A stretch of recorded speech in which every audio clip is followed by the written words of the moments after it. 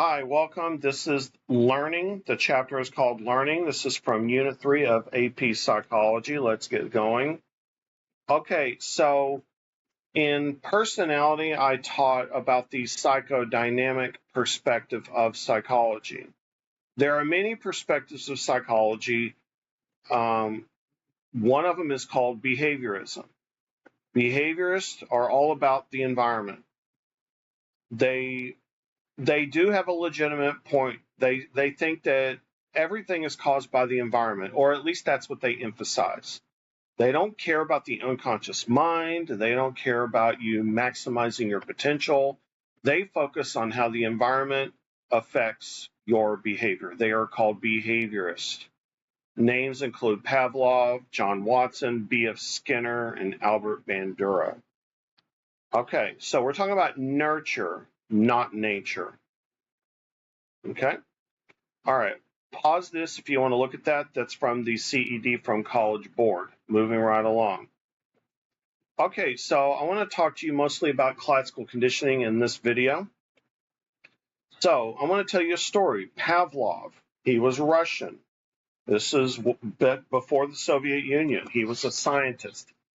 And I want to point out to you that he hated Sigmund Freud. He thought Freud was just an idiot. I mean, after all, you got to admit some of Freud's ideas are crazy. Pavlov said, "I am a scientist, unlike Freud." And Pavlov was not a psychologist. He was a physiologist. He studied the physiology of dogs. He was measuring dogs' saliva. And so what he was doing is he was measuring saliva and attached a tube to their salivation glands and measured it. But one thing that he did was with dogs, when you open up food, they start drooling. They get excited and the dogs would just fill up the spill before the food even came out. So he tried to distract the dogs by many things, including ringing a bell. So he'd go ding, ding, ding, ding, give the dog some food. Ding, ding, ding, ding, give the dog some food. Ding, ding, ding, ding, ding, give the dog some food. And then eventually he rang the bell and the dog would drool to the bell instead of the food. That is called classical conditioning. Write this down. So classical conditioning is associative learning. When you learn to associate two things together, for example, food and a bell. Okay. To illustrate classical conditioning, here's a very short video.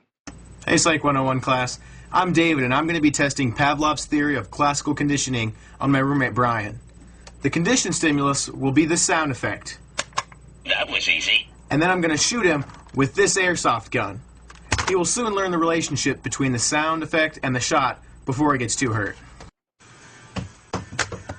That was easy. That was easy. Ah! That was easy. Fuck. That was easy.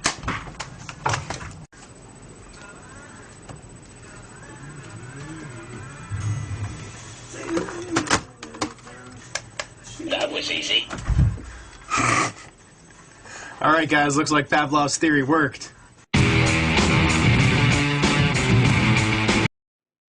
Alright, so that was just a brief that's classical conditioning.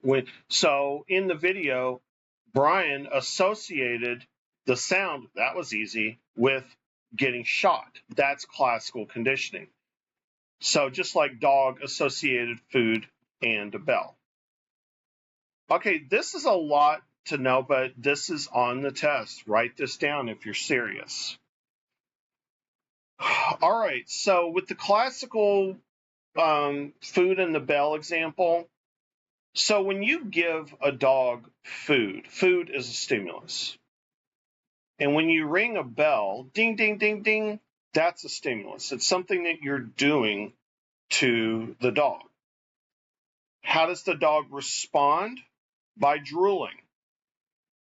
But the unconditioned response is drooling to the meat. The conditioned response after classical conditioning is drooling to the bell. I'm not explaining it well, so let me try it this way. Okay. So unconditioned stimulus and the unconditioned response are what happens unconditionally without classical conditioning. You don't need to train a dog to drool to meat. The dog will do it automatically, unconditionally. However, after several repetitions of the bell, ding, ding, ding, ding, give the dog some food. Ding, ding, ding, give the dog some food. After you do that a few times, then the dog becomes conditioned to drool to the bell. Just like in the video, Brian was conditioned to flinch to the sound. That was easy. Conditioned response, drooling to the bell. Dogs don't do that naturally. They have to be conditioned to do it. All right, I'm going to move on. I'm going to try again to teach this. So unconditioned is before conditioning happens. The stimulus is what you do to the animal or to the human. Meat is unconditioned stimulus. Drooling to the meat is the unconditioned response. After classical conditioning happens, the conditioned stimulus would be the bell. The conditioned response is still drooling, but this time it's drooling to the bell. Conditioned means it happens after classical conditioning occurs, after a few repetitions. Okay? So, same thing. And the trick is to apply this to humans. Okay? Now, this is not a multiple choice. Okay? This is just a demonstration. Pause it and read it. All right, so what is the so unconditioned means it happened before conditioning. So what is the unconditioned stimulus? What did Sarah jump to before? Okay, and at first she jumped to the thunder. Okay, because that would make any of us jump. And the response would be jumping. That would be the response. After classical conditioning occurs, what was the stimulus that she started to jump to? Now Sarah jumps at the lightning bolt. And what is the response? Jumping. Okay, how about this? And you could do this in your high school. You knock on a desk and poke the girl in front of you in the neck with a sharpened pencil. You knock, poke, ow. You knock, poke, ow. And then pretty soon, all you got to do is just knock on your desk and the girl flinches without the poke. So what is the unconditioned stimulus? What does she flinch to without conditioning? The poke of the pencil. How does she respond? She flinches. After classical conditioning, what is she responding to? The knock. How does she respond? By flinching. All right, moving right along.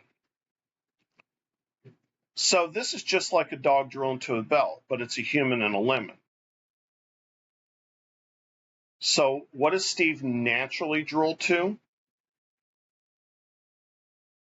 Lemons. What is the response? Drooling to the lemon. But what is the conditioned stimulus? The advertisement. How does he respond? By drooling to the advertisement. All right, try this multiple choice.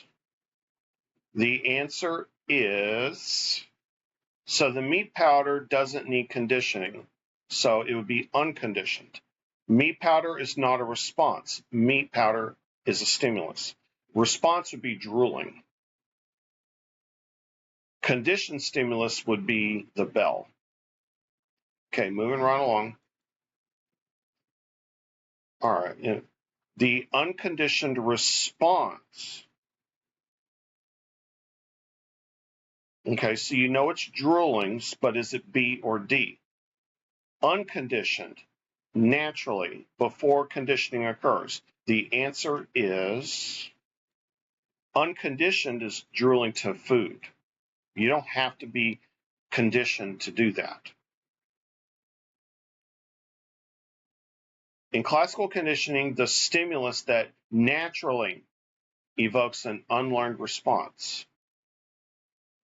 So it's a stimulus and it's natural. The answer is unconditioned stimulus. Natural. Natural.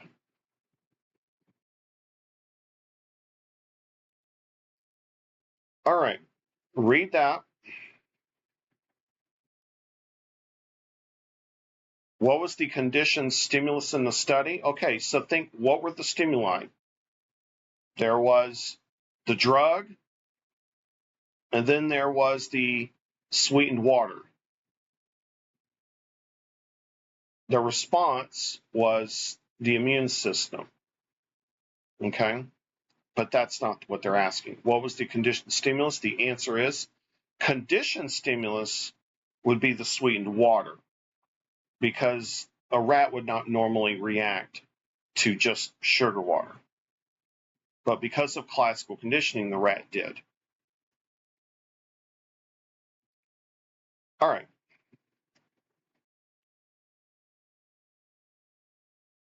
Okay. So in this example, the long, passionate kiss is what? Okay, so is the kiss a response or is the kiss a stimulus? Now, Daryl, do you need to be conditioned to be excited about a kiss? No, it happens naturally. So the answer is unconditioned stimulus. You don't need classical conditioning to get excited over a kiss. Okay? All right, read that. In this example, the rush of excitement that Lacey felt when she heard she had won the gift certificate. Okay, so is it natural to feel excited when you hear that you won something? Yeah, that's natural. And is excitement a stimulus or is it a response? The answer is the unconditioned response. Excitement is a response. It's unconditioned because you don't need to be classically conditioned to be excited that you won something. I used to have a really hard time with this stuff. All right, so read that. In this example, the sick feeling, that's a response.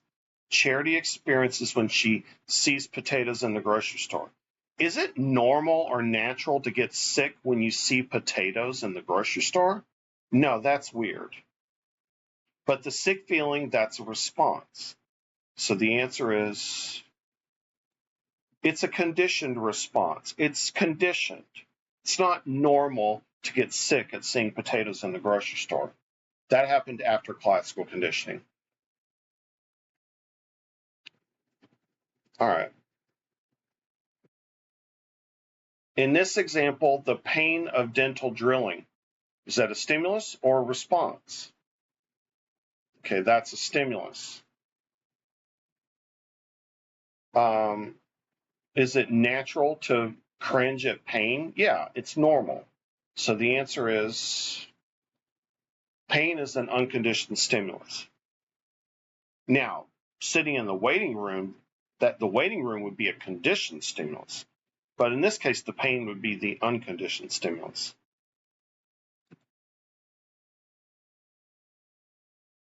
All right, so answer this one. I said it a second ago. The answer is, so, I didn't say it earlier, but in cringing in the waiting room, cringing would be a response. Cringing in the waiting room would be a conditioned response. Okay, all right, moving right along. All right. The treatment room has become what? This is just like what we just did. All right, is the treatment room a stimulus or a response? Okay.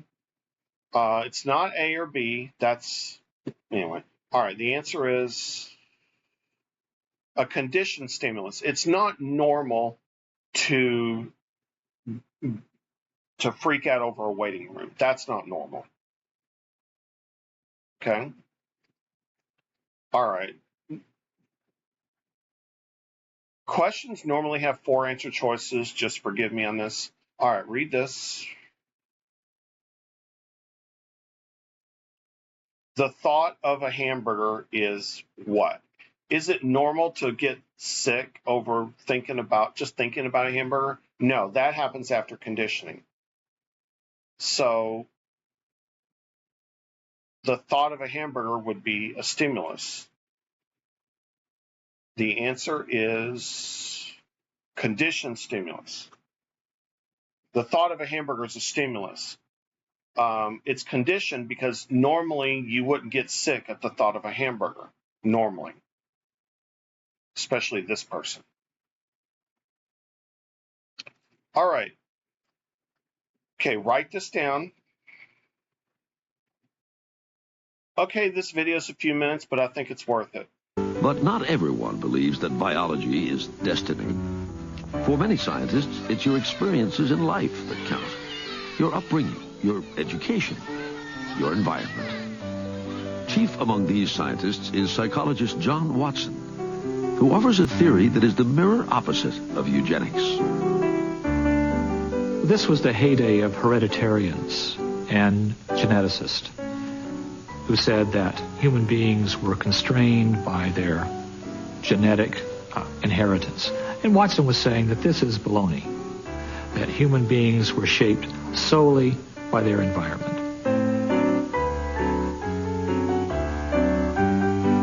Over the years, Watson studies the behavior of babies, hundreds of them. To Watson, we arrive in the world a blank slate, tabula rasa. Nearly everything is learned. Even things we think are instinctual, like fear. So we come into this world of blank To slate. prove that environment is more powerful than genetics, Watson designs an experiment for an infant known as Little Albert. He's so confident, he films it for posterity. At first, Albert shows little fear, even when Watson places a burning newspaper in front of him. Albert is also unafraid when he encounters a white rat for the first time in his life. But then, Watson shows Albert the rat accompanied by a loud clanging noise. One of the few things that upsets little Albert. And he does it again. And does it again. Eventually, Albert learns to fear not just the rat, but all furry things, even without the loud noise. In Watson's mind, the Little Albert experiment is a success because it proves that fears are learned, not inherited. Fears are learned, not inherited. Watson calls his theory behaviorism and begins to popularize it. He urges parents to take active control of their children's upbringing by shaping their environment. To think of the home as a scientific laboratory. Okay, so Watson was a behaviorist, and he thought he was fighting against geneticists, people who thought that we were just born the way that we are. And keep in mind that the 1920s was the most racist time in American history, and he's saying it doesn't matter what your race is, it only matters what your environment is. Now, he wasn't totally true. We know that it's nature and nurture, but John Watson believed that, like a lot of behaviorists, that the environment is much more important than genetics. Okay? So, and all that stuff that we just learned about the UCS, UCR, CSCR applies to Little Albert. Okay? The white rat is the conditioned stimulus. The gong was the unconditioned stimulus. He was naturally afraid of that for some reason. Fear would be the response. All right, I want to talk about ethical concerns. First of all, John Watson was having an affair with this woman who had some connections with an orphanage, and that's Watson getting too involved in his own work. Another problem is he never he's messing with a little baby. I mean, come on, that's an ethical violation. And he created a fear in this baby. John Watson and this woman got into a fight, and she took off with little Albert, and they never fixed what they broke. I mean, I don't think that little Albert's walking around, an old man scared of white rats or anything, but still, that's an ethical violation. Okay? All right. No informed consent. He was an orphan, so there was no informed consent, no parental permission. And Watson and Rayner, that was her name, did not decondition afterwards. Okay. All right. So, again, John Watson was all about environment. He didn't think that if you are the way that you are, you weren't born that way. You learned to be that way through your environment. Now, I don't totally agree with him, but environment's important. Okay. All right. So let's go on. You don't really need to know that Pavlov came up with these terms, but one thing I want you to know is John Watson was the first psychologist to use Pavlov's research. You don't need to know that for this class. The most important words that I've seen before on the test is generalization and discrimination, and they're easy enough to understand. So, acquisition is when you're doing the learning. It's the first few times you ring the bell and give the dog some food. It's the first few times you hit the button. That was easy. And then shoot your roommate. Think of the word acquire. Does timing matter? Yes. I mean, think about what comes first, the bell or the food? The bell comes first, then the food. And if you ring a bell and then wait a minute to feed the dog, then the acquisition's not going to happen. You got to do it very soon after.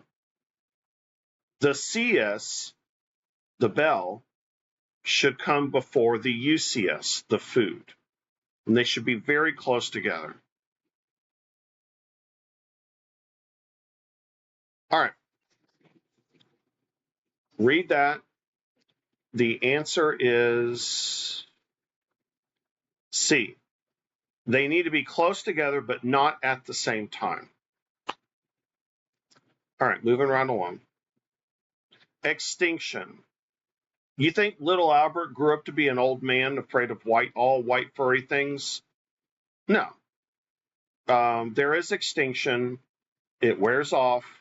The effect wears off. So the connection, the association, dies like a dinosaur. That's what extinction is. Okay. Is it permanent? Could it ever come back? Yeah, it could come back. It's kind of like a flashback or something, or a relapse. We call that spontaneous recovery. So the dog could stop drooling to the bell, and then one day just start drooling again. Kind of like if you have a fear of dogs, for a while you stop having that fear, and then just one day, boom, you're afraid again, and you have something like a relapse. Okay? Generalization. One thing I didn't mention is little Albert, the baby, he became afraid of the white rat, but then he became afraid of all furry things. That's called generalization.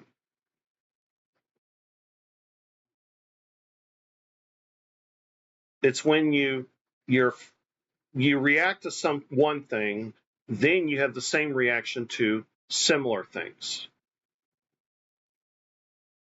You get attacked by one breed of dog, now you're afraid of all dogs. That's generalization. So little Albert was afraid of the white rat, but then he became afraid of all furry things, like Santa Claus's beard.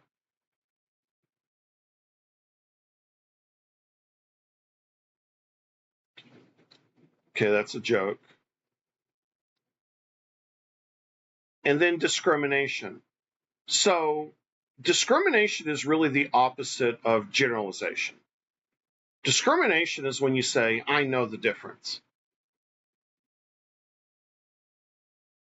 So if a dog drills to a bell but not a gong, then the dog is discriminating. If little Albert would have done discrimination, he would have been afraid of the white rat, but not to other furry things. So think about this. Can you tell the difference between Mexican Coke and American Coke? If you can, then you discriminate. And then, of course, in social psychology, discrimination is when you treat different people differently. Because of, if it's racial, then it'd be because of their race. All right.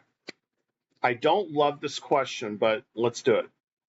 In classical conditioning, repeated presentations of the conditioned stimulus, the bell, without the unconditioned stimulus, the food, led to what?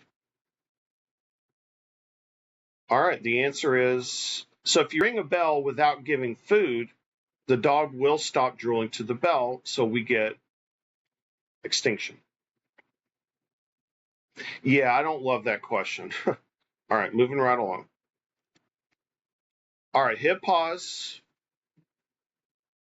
The answer is, okay, so his anxiety has gone away. He had anxiety, now it has gone away. That's extinction. Okay. C, that's discrimination. Okay. All right. In classical conditioning, stimulus generalization occurs when an organism responds. Okay. The answer is, okay. Ooh, interesting. So back with the food and the bell, the conditioned stimulus was the bell. The unconditioned stimulus was the food. Ugh.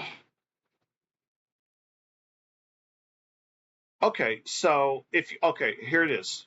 Little Albert's a better example. Little Albert's a good example of generalization. The unconditioned stimulus was hip. Hold on. All right, I got it wrong. The answer is A. So think of the conditioned stimulus as the white rat. Okay, the unconditioned stimulus would have been the gong. Okay, so little Albert was afraid of the white rat. Now he's afraid of things that are similar to the white rat, like a white beard. I've always had trouble with this stuff. Anyway, moving right along. All right, here we go. All right, the answer is extinguished. So think of it as it goes away. It's similar to the word extinction, but it's extinguished. It goes away.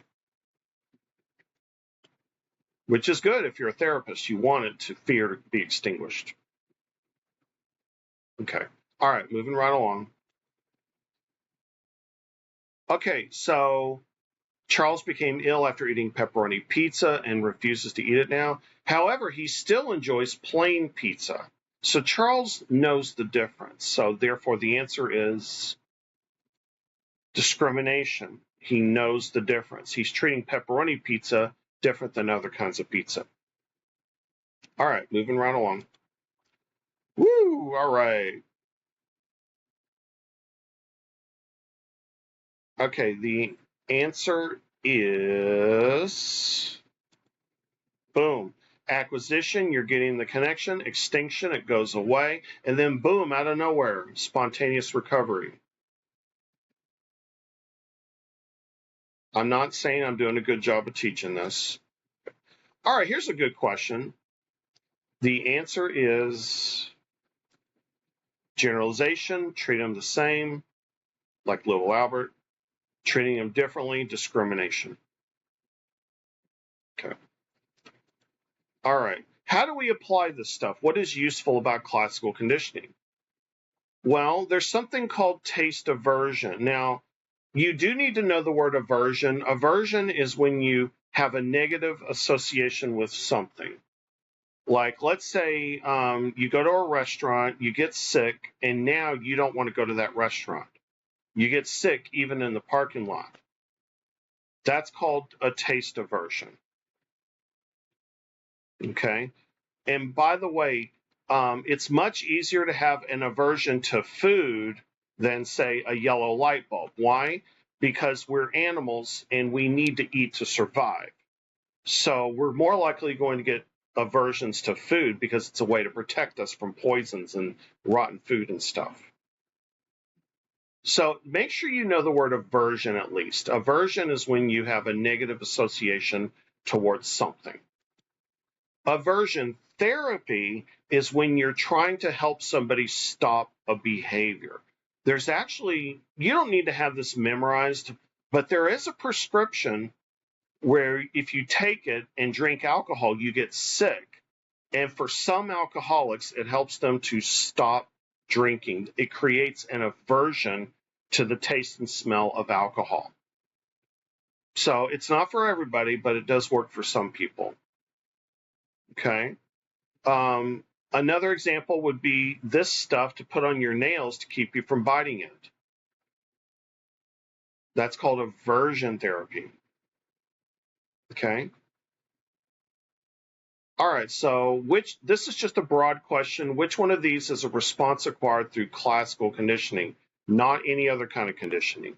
The answer is, all right, it's not B because you don't need to be conditioned to salivate at food. C is a reflex. D is what we call operant conditioning, which means like rewards and stuff. But when you look at a clock and get hungry, that's classical conditioning. All right, classical conditioning could account for how a child learns to do what? Think little Albert. The answer is fear. Could be acquired through classical conditioning. Pairing. Classical conditioning.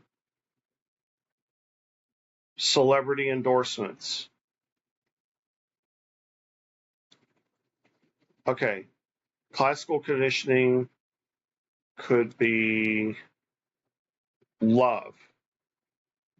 If you love your father, you could learn to love the association with the smell. Same opposite's true too. If you hate your father, you may hate the smell. But either way, it's classical conditioning. The initial stage of learning a response is called, the answer is acquisition, acquire. All right, I already mentioned this earlier, but remember, we are biologically predispositioned to get sick at certain kinds of food. You get sick at a restaurant, and that means you don't even want to go there anymore. Okay. And that also goes with animals going back to their instincts.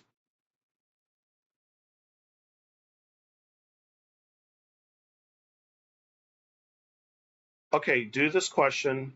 The answer is C. So it's just a matter of the human body. That's all it is. All right, that's it. Thank you very much.